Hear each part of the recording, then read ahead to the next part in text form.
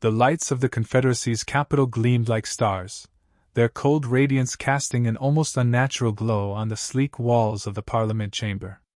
It was here, amid towering statues of past conquerors, that Captain Leo Garrett stood at the center of his fate. His eyes, focused and unblinking, surveyed the crowd of alien dignitaries, their faces a mix of skepticism and contempt. They sat in rows, the most powerful beings in the galaxy, each representing one of the factions that had dominated space for millennia. The humans, Earthborn, stood on the edge of the galactic table, a species only recently introduced to this stage. It was a new era, but one fraught with distrust. The galaxy had seen the rapid growth of humanity's influence, a species whose boldness, energy, and technological advancements had begun to rattle even the most ancient of empires. It was this, not their relatively recent discovery of space travel, that had the Volturi and Orthar shifting uncomfortably in their seats. Leo's fingers curled around the edge of the podium, and he took a breath. His deep-set brown eyes locked with the cold, calculating gaze of Admiral Zirin, the Volturi's most feared tactician. The elder species was known for its intellectual superiority and long-lived culture, but it had also earned a reputation for its arrogant disdain for younger races. "Captain Garrett," the voice of Zirin boomed across the chamber. His tone was smooth, like polished metal, with an edge that cut through the air. "Humanity's rapid rise is impressive, but misguided. Your species believes it can simply take its seat at this table without truly understanding the consequences." Leo's heart beat steadily, his mind clear. This was not just a diplomatic meeting, it was the first true test of humanity's position in the galaxy.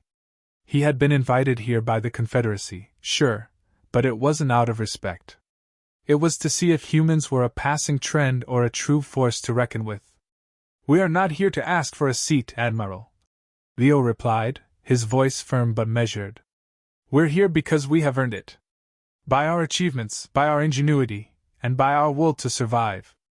Earth is not the weakest link in this galaxy anymore." The room fell silent.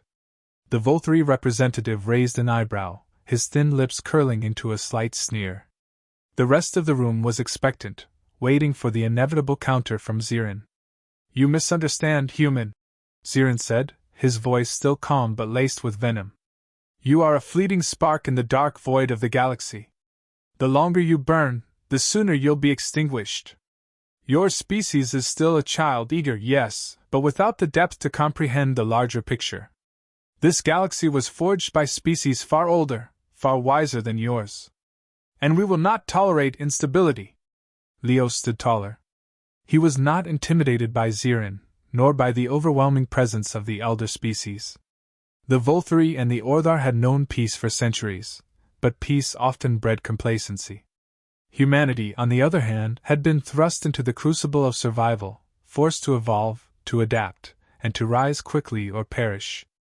That tenacity, that need to overcome, was what separated them from the established powers.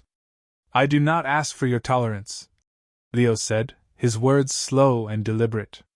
"What you call instability we call progress. And progress cannot be ignored or suppressed." The room buzzed with the murmurs of the assembled dignitaries. The other species, the less vocal ones, seemed to stir at Leo's words. The humans weren't mere guests in the galaxy anymore, they were a challenge.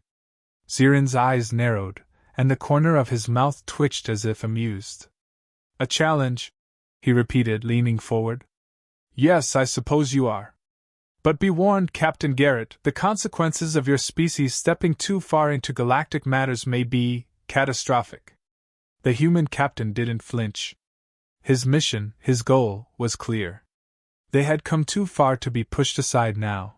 Too many sacrifices had been made for their place to be questioned. The galaxy had been dominated by age-old traditions, but humanity didn't kneel before tradition. They broke it, remade it. "I'm not here to threaten you, Admiral," Leo said, his voice steady. "I'm here to warn you. Humanity does not fear threats." At that, the chamber went still. It wasn't a boast or an idle remark. It was a statement of truth. The galaxy had never truly faced humanity. They had underestimated Earth's capacity for growth, for innovation, and for war. The Volturi and Orthar, with their centuries of experience, had never truly felt the bite of a species that could not be controlled. Zirin rose slowly from his seat, his towering form casting a long shadow. He wasn't used to being challenged. And though his years of experience had taught him many things, he had never encountered someone like Captain Leo Garrett. "You would be wise to reconsider your position, human," Zirin warned, his voice a low growl now. "Peace was offered to you. Don't push us into a war you are not prepared for." Leo didn't budge. The stakes had been set. "The galaxy doesn't own peace, Admiral," he said, his words carrying a weight far beyond the diplomatic clash that had just transpired. "We will fight for ours." The tension in the room was palpable, but Leo was beyond diplomacy now. It wasn't just about Earth's position in the galaxy. It was about humanity's future. And that future wouldn't be dictated by ancient powers. With a nod to his aides, Leo turned to leave the chamber, his thoughts already focused on the next steps. The path ahead would not be easy, but it was necessary. Humanity's spark would no longer be contained. As Leo stepped into the cool, sterile hall outside the chamber, his comm unit buzzed. A new message from Earth. He paused, reading the encrypted message that had just arrived. "The time is now, Captain. Act swiftly. They've already begun." The message was clear. The galaxy had just been shown the first flicker of humanity's fire. It was only a matter of time before the rest of the universe would see what it meant to challenge the most relentless species ever born. The time to sit at the table was over. Humanity was ready to leave its mark. The vast silence of the outer moons felt heavier than usual that morning. Captain Leo Garrett stood at the observation deck of the space station Arca 7, staring into the infinite stretch of space. He had seen it countless times, but today, the stars seemed distant, indifferent, like witnesses to the growing storm that humanity was about to unleash upon the galaxy. Arca 7 was a strategic military outpost located on the fringes of the Confederacy, far from the prying eyes of the Volturi and Orthar. Earth's newfound strength had been concealed here, hidden behind layers of secrecy and half-truths. The galaxy still thought humanity was a fledgling species, barely scraping its way onto the stage. But Leo knew better. The pieces were in motion now. They couldn't stay hidden forever. "Captain," came the voice of Lieutenant Margot Hanley, snapping Leo out of his reverie. He turned to see her walking towards him, her uniform pressed and clean, eyes focused. "We've received intel. Volturi agents have been spotted near Earth's mining colonies. The sabotage, it's escalating." Leo's jaw tightened. It was no surprise. The Volturi had a long history of undermining those they deemed a threat. Their intellectual arrogance made them think that humanity's rise was nothing more than a fluke, an unpredictable anomaly that would burn out before it could cause any real disruption. But Leo knew that this time, the galaxy had underestimated Earth. "They're trying to break us before we can even begin to fight back," Leo said, more to himself than to Margot. "Orders, sir?" Margot asked, her voice sharp. Leo's gaze drifted back to the endless expanse of space. The tension was palpable. The Volturi and Orthar were watching, waiting, to see what humanity would do. They were in the eye of the storm now. He knew the Volturi would continue their sabotage, using their superior espionage and subterfuge to slowly erode Earth's foothold. The Orthar, on the other hand, would be preparing for a more direct approach, possibly pushing the Confederacy into outright war. "We need to show them that Earth is not going to bow to threats," Leo said firmly. "Prepare our fleet. We won't strike yet, but we'll make sure they understand that Earth is not to be dismissed. Let them feel the weight of our resolve." Margot nodded and turned to leave, but Leo's voice stopped her. "Margot," he called. "We can't afford to make mistakes now. We need to stay ahead of them." She turned back, a flicker of concern in her eyes. "I know, sir. But what if they strike first? What if we're not ready?" Leo didn't respond immediately. Instead, he gazed out at the stars once more. There was no turning back now. The choice had been made, and every step forward would be one into the unknown. "We'll be ready," he said quietly. "And when the time comes, we won't hesitate." The following days were a blur of activity. Arca 7 buzzed with preparation, the human fleet's engineers and soldiers working around the clock to finalize the new class of ships that would serve as humanity's first true offensive against the galactic powers. The Volthuries' meddling had become more aggressive, but Leo remained focused. There was no time to second-guess, no time to falter. Every decision carried the weight of his people's future. In the war rooms, maps of Earth's colonies and surrounding space were strewn across every available surface. Holographic projections flickered in the air as generals and strategists debated their options, poring over simulations and intelligence reports. Leo was everywhere, a constant presence, keeping everything in motion, never allowing for hesitation. But even as humanity readied itself for war, there was a simmering unease within him. Every conversation, every decision, felt like a step closer to something he couldn't predict, couldn't control. He had always believed in humanity's ability to rise above, but now the stakes had shifted. This wasn't just about Earth anymore. It was about the galaxy itself. The following week, Leo received an encrypted message from Earth.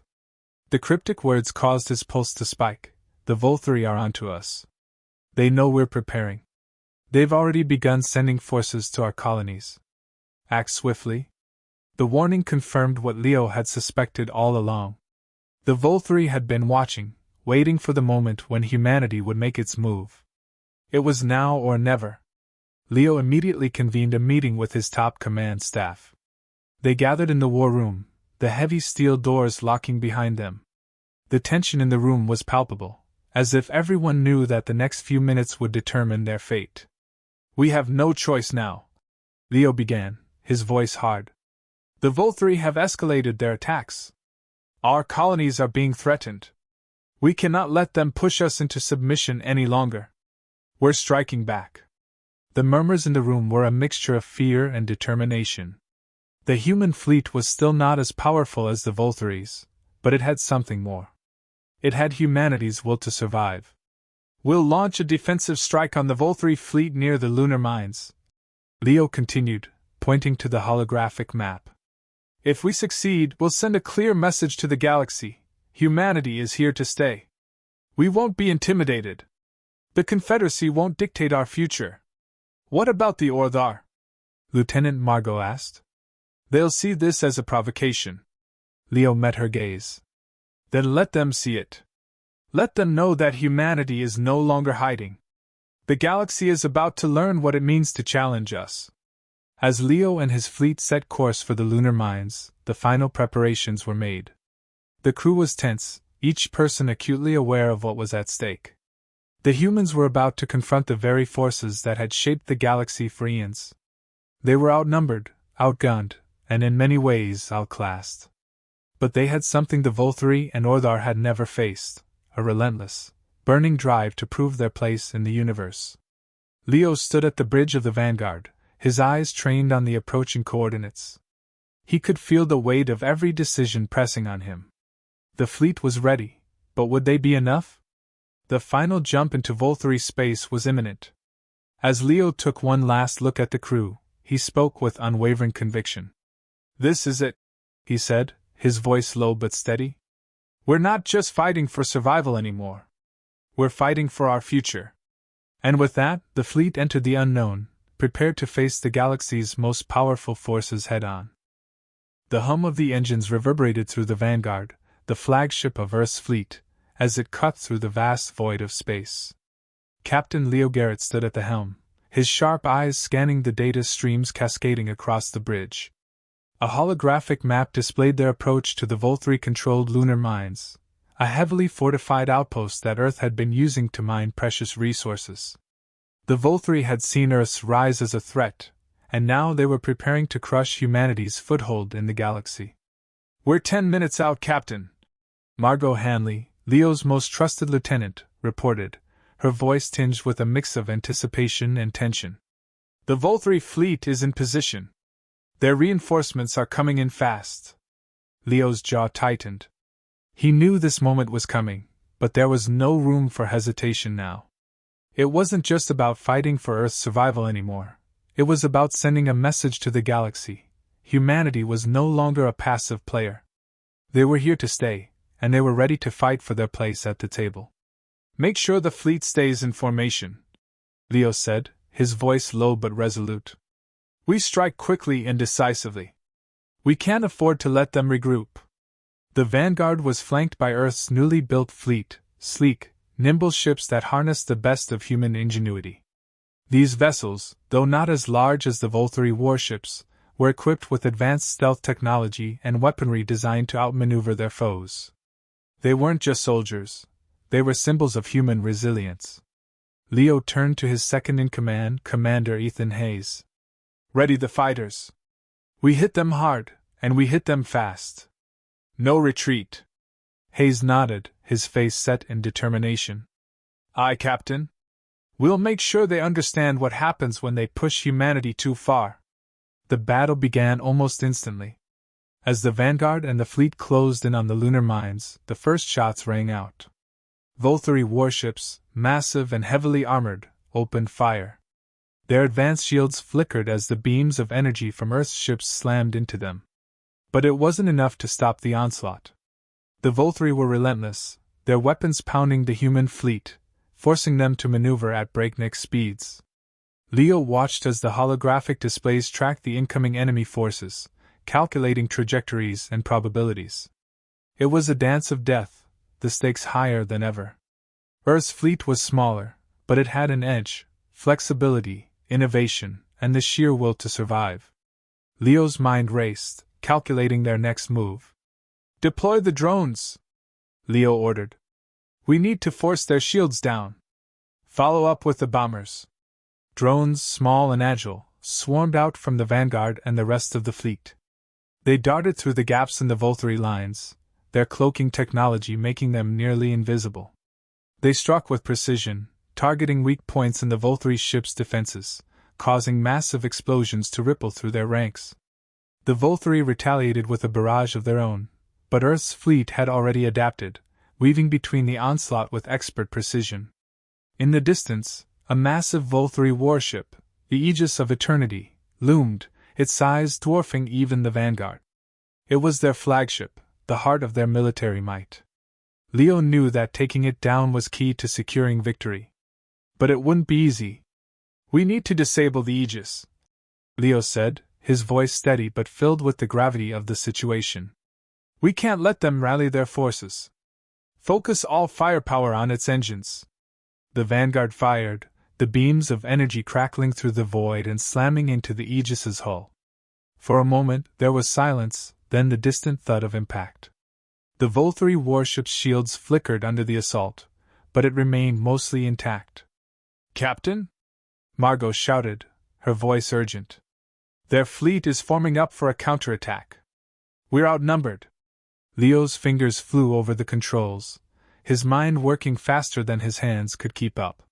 He needed to end this now, or humanity's fleet would be overrun. He glanced at the faces of his crew, seeing the same determination mirrored in their eyes. There was no turning back now. "We're not outnumbered, Margot," Leo replied. "We just need to be faster." He made a snap decision, a gamble that would either turn the tide or spell disaster. "Order the bombers to go in for a direct strike. We'll use the vanguard as bait." Margot looked at him, confusion and concern flashing in her eyes. "You're crazy, Leo. That ship will tear us apart." "We'll be ready," Leo said, his voice filled with a calm confidence that reassured her. "We do this together. Now move!" The bombers shot forward, weaving through the chaos, targeting the heart of the Volturi fleet. The vanguard angled toward the Aegis, drawing fire from every direction. Leo's ship took hit after hit, the shields buckling under the pressure. But it held. They held. The bombers descended on the Aegis, their precision targeting locking onto the ship's central reactor.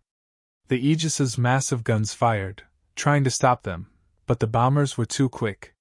One by one, they released their payloads, massive bombs that slammed into the Volturi flagship with terrifying force.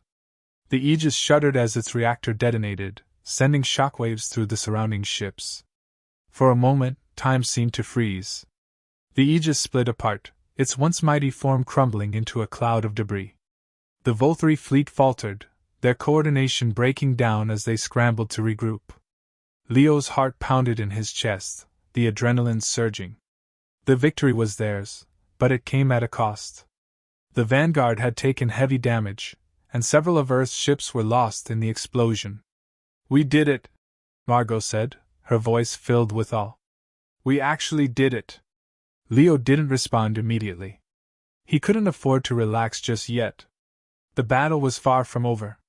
The Volturi were reeling, but they wouldn't give up so easily. And the Orthar, lurking on the edge of the system, would see this as a declaration of war. "We've made our mark, Margot," Leo said, his voice steely. "But this is only the beginning."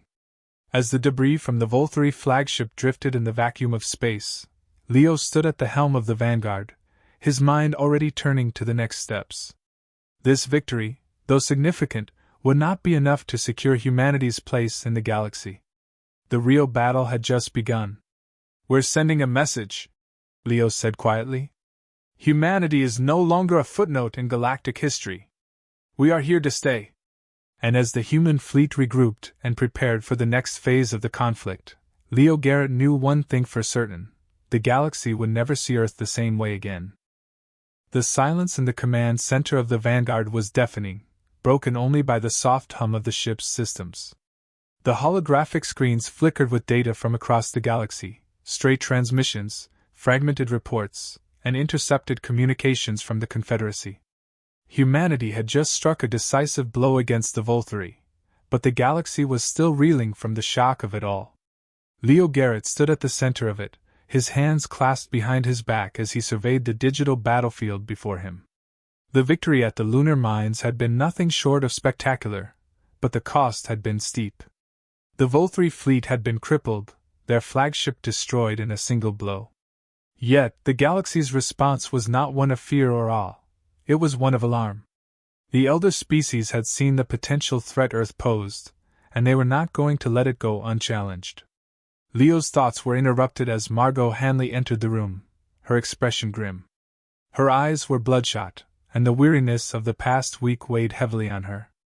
"Captain, we've received word from the Confederacy," she said, her voice tight with urgency. "The Volturi have mobilized their allies. The Orthar are positioning their forces at the edge of the system. It's clear they intend to retaliate." Leo nodded. It was exactly what he had feared. The Volturi and Orthar would never allow a new player to rise so quickly. This was no longer about protecting Earth, it was about survival. "How soon until they arrive?"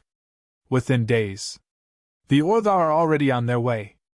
And the Volturi, they'll need a bit longer to regroup, but they're already preparing a counteroffensive." Leo clenched his fists. This wasn't a time for hesitation. They had made their stand, and now the galaxy would know what it meant to face humanity head-on. "Prepare the fleet," Leo ordered. "We need to move fast. We won't give them the time they need to build up strength. We'll meet them before they can consolidate their forces." Margot hesitated for a moment, then spoke up. "Captain, the human fleet isn't ready for a sustained engagement with both the Volturi and the Orthar. We've taken heavy losses and we're still here, Margot," Leo interrupted, his voice hard. "We're not going to sit back and wait for them to crush us. Earth's future isn't something we negotiate away. We've taken the first step, and now we finish what we started." The Vanguard and the remaining human ships left the shadow of Arca 7, the space station now a quiet memory. The fleet entered the void of space, heading toward the rendezvous point where they would face the combined might of the Volturi and the Orthar. The tension in the command center was palpable. The crew was exhausted, battle-worn, but there was a fire in their eyes. They had fought once, and they were ready to do it again. Theirs was a war for their very existence. As the fleet approached the coordinates, Leo stood at the front of the bridge, watching the stars through the viewport. He didn't feel the weight of their gaze on him. Not anymore. The galaxy had underestimated humanity for too long. It had tried to dismiss them, to erase their potential. But now, humanity was no longer the weakling at the table. They were a force to be reckoned with. "Captain," came the voice of Commander Ethan Hayes, his tone tight with concentration. "We've got incoming. The Volturi fleet is in range. It's massive." Leo nodded. "Deploy the drones," he said, his voice low. "We'll take the initiative. Focus on their flanks and hit them where it hurts." The Vanguard's weapons hummed to life as a swarm of drones launched from the fleet's course ships, cutting through the vacuum of space like a swarm of angry bees. They were quick, agile, and precise, targeting weak points in the Volturi ship's defenses. The battle unfolded in a blur of explosions and energy blasts, the ships dancing in a deadly waltz across the starry expanse. The Volturi had the numbers, but Earth had the will. Every human ship, every soldier on board, fought with the knowledge that they had to win, not just for themselves, but for their entire species. Leo's eyes never left the holographic display. He watched as the Volturi forces started to break apart under the barrage. The Orthar, however, had yet to engage. Their massive warships loomed just out of reach, their imposing silhouettes casting a shadow over the battlefield. Leo knew they were waiting, observing, calculating their move. "Orthar fleet incoming," Margot called from the navigation station. "They're moving in fast." Leo took a breath. This was the moment they had been preparing for. "All ships, full engagement. Do not let them gain the advantage." The battle intensified. The Volturi fleet, already battered from the initial assault, started to falter.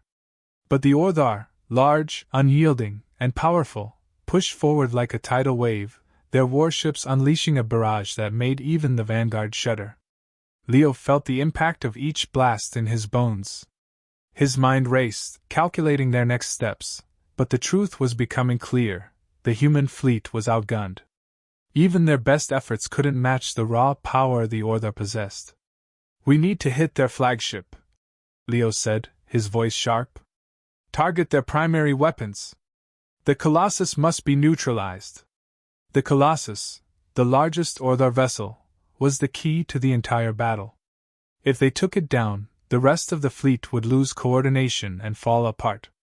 The fleet surged forward, and Leo's hand gripped the armrest of his command chair, his focus absolute. "Ready the torpedoes," he ordered. "Lock on to the Colossus." Margot hesitated, her fingers hovering over the controls. "Captain, we don't have enough power to." "Just do it," Leo snapped. "We don't have time." The Vanguard fired its remaining torpedoes in a single, coordinated barrage. They streaked across the void, cutting through the distance with deadly precision. Leo watched, his heart pounding, as the torpedoes slammed into the Colossus. The first explosion was small, but it was enough.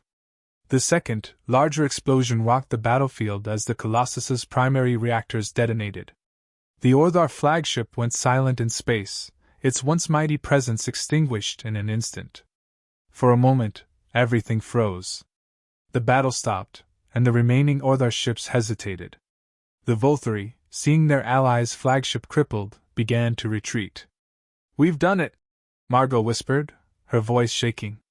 "We've actually done it." Leo stood up, his gaze steady and unyielding. "No, Margot. The battle's not over. The galaxy will remember what humanity did here today. But this isn't just about this fight. This is about our place in the galaxy. We've shown them we're not going anywhere." As the Volturi and Orthar forces fell back, Leo knew the galaxy would never view humanity the same way again. Fear, as they had feared, had begun. Humanity had risen, and now the stars themselves would tremble at the sound of their name.